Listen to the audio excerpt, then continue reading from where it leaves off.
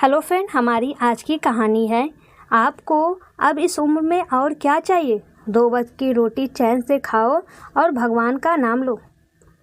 बेटा देख ले तेरी बीबी को कितनी जुबान चलाती है मेरे सामने।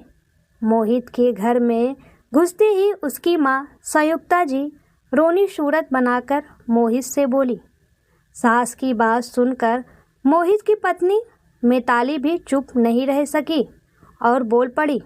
हाँ, इन्हें सिर्फ मेरा बोलना नज़र आता है, खुद जो सारा दिन मेरे पीछे पड़ी रहती है वो नहीं दिखता। घर में घुसते ही रोज़ की तरह सास बहू की चिक चिक सुनकर मोहित भी खींच गया। क्या माँ, हर रोज़ की वही चिक चिक, मैं तंग आ गया हूँ आप दोनों से। अब आपकी सुनूं या इसकी? आपको अब इस उम्र में और क्या चाहिए? 2 वक्त की रोटी चैन से खाओ और भगवान का नाम लो। मोहित के मुंह से आल झुंझुनाहट में ये शब्द निकल ही गए। मोहित तो यह बोलकर अपने कमरे में चला गया, लेकिन बेटे के मुंह से निकले ये शब्द संयुक्ता जी के कलेजे में तीर की भार चुभ रहे थे। संयुक्ता जी शुरू से ही जुबान और स्वभाव दोनों में ही तेज थी। हमेशा अपने तरीके से घर को और घर के सदस्यों को चलाने की कोशिश करती रहती थी, लेकिन अब शायद बहू भी उनकी इस आदत से परेशान होकर मुंह पर जवाब देने से हिचकिचाती नहीं थी। बस यही बात उनसे बर्दाश्त नहीं हो रही थी। बेटा मोहित भी उनकी इस आदत से भली बात परिचित है, इसलिए हमेशा उनका पक्ष नहीं लेता था।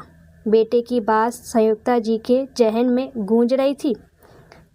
इस उम्र में आपको और क्या चाहिए? मतलब क्या अब मुझे 2 वक्त की रोटी के अलावा कुछ नहीं चाहिए?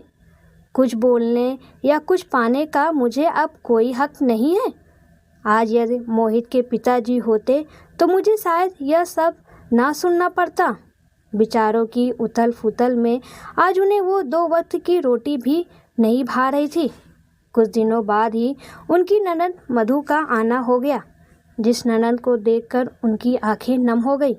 आज बड़ी आत्मीयता से संयुक्ता जी अपनी ननद से मिली और अपना दुखड़ा सुनाने लगी। देखो ना जीजी, मोहित कितना बदल गया है। मुझसे कहता है कि बस 2 वक्त की रोटी खाओ और भगवान का नाम लो। क्या इसी दिन के लिए उसे पाल पोस कर बड़ा किया था? अच्छा भाभी, वैसे बोल तो वो ठीक ही रहा है। इस उम्र में इंसान को चैन से 2 वक्त की रोटी मिल जाए तो बहुत ही है, मधु जी ने कहा। संयुक्ता जी अचंभित से उनका मुंह ताकने लगी।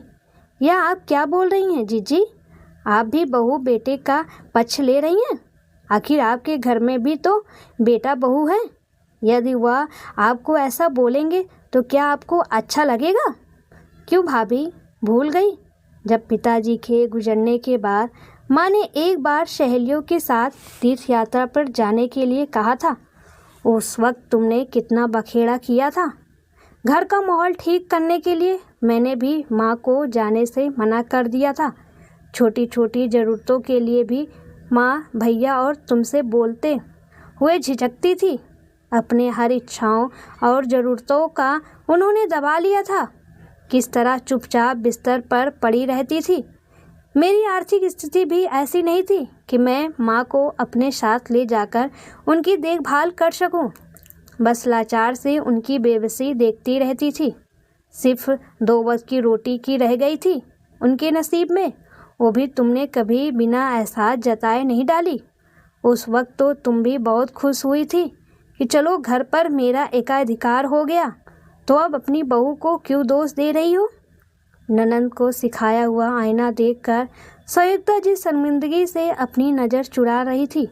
भाभी, हम जैसा बोते हैं वैसा ही काटते हैं। भाभी, वक्त लौट कर आता है, लेकिन उस वक्त हम अपने कर्म नहीं बदल सकते। आज आपके बेटे की एक बात ने अंदर तक दुखी कर दिया। जरा सोचिए उस वक्त माँ पर क्या बीती होगी। संयुक्ता जी आत्मगालीन से भर उठी थी। उन्हें अब अपने किए का पछतावा हो रहा था, लेकिन उन्हें माफ़ करने वाली उनकी सास तो कब की इस दुनिया से विदा ले चुकी थी। इसीलिए दोस्तों कहते हैं, अच्छा कर्म करें और अच्छा पाएं। पता नहीं क्यों ये सब भूल क्यों जाती हैं कि वो भी कभी बहू थी। जब उनके साथ होने लगता है तो वो दूसरों के आरोप लगाते हैं। जैसा करोगे वैसा ही पाओगे।